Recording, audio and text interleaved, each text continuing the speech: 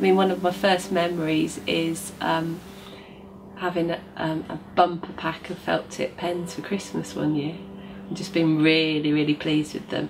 And the first thing that I did was take them all out of the packet and reassess the colours, starting with black. Black was always my favourite for outlines, and then just go along the colour spectrum.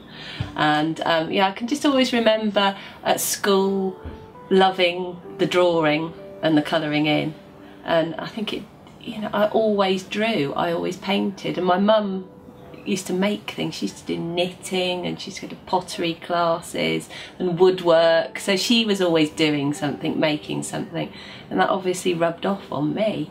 So I sort of pursued graphics, and then I kind of got out of that and did my own thing, and for about 5 years I made small pieces of painted furniture from MDF and just decorated them, and I used to sell those to shops and through galleries.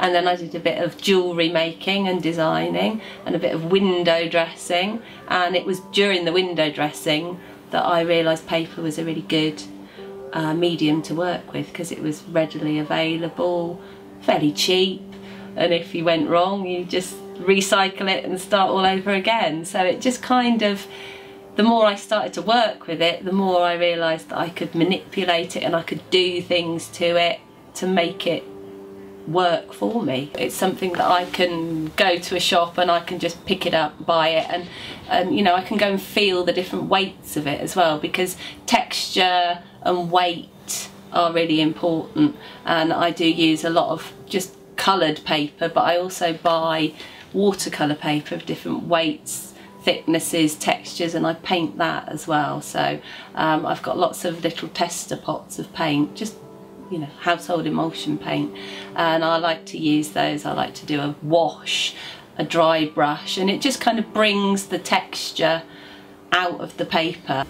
And so I'm kind of building up a multi-layered image, and I use folding and scoring and just sort of manipulate the paper to build this multi-layered image. Sometimes it's in a frame. Quite often I do sort of 360 views of things that I put in domes, and I use digital things, but the majority of my work is analogue. It's from here, it's my hands, and I would see myself, yeah, I'm an artist, I'm an illustrator, but I think I'm a crafts person as well, and that's really important, and the quality of my work is quite important to me as well. So I'm kind of striving for perfection quite a lot of the time, but